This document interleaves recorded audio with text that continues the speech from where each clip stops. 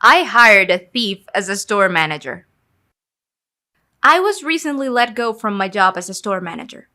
The company I worked for was abusive to both me and my staff. Some examples, there are a lot more, would be the owner's upper management coming to the store and chasing the staff around while snapping their fingers and saying, "You're not working hard enough, go, go, go!" The owner's upper management coming to the store and telling me how fat X employee is. The owner's upper management spreading rumors about the staff and I. The owner's upper management screaming at us over the phone loud enough that customers could hear it. A month or so before I was let go, I had a pay dispute, wherein I explained bluntly but professionally how they need to pay me because it's the right thing to do. They had promised extra pay above my salary for working hours I shouldn't have had to do because of something they did and then purposely did not pay me that money. Eventually, they paid me. But they really didn't like that I stood up for myself and thus started their plan to get rid of me. One of them even stopped speaking to me altogether. After this, I was strangely given permission to hire a staff for the store. I needed one, so I happily posted an ad online and started interviewing people. It took a month, but I finally found one I liked and called their references, which came back average but good enough.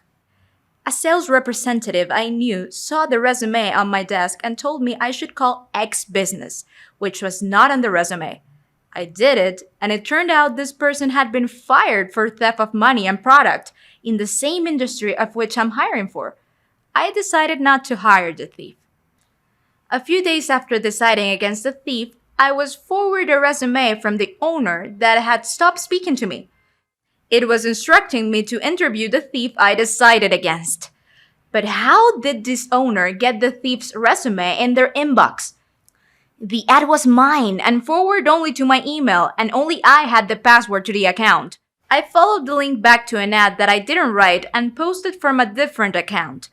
This ad was for a store manager, a poor attempt at being sneaky. I could have quit right then, but I had a better idea. The owners are notoriously spiteful, but I know they're also lazy and don't do their due diligence. They think they're having me hire my own replacement without me knowing. So I hired the thief as my employee while the owners, having already seen the thief's resume, sees them as a good fit for a store manager. I was vouched for the thief references knowing they'd never called them themselves.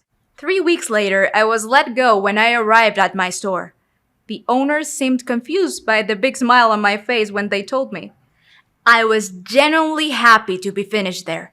It was the worst employment experience of my life, but it was a job of necessity. I was able to collect employment insurance, thankfully. The thief took over managing the store. Thanks to the new store hours, the thief works 5 days a week with no staff, open to close, unsupervised.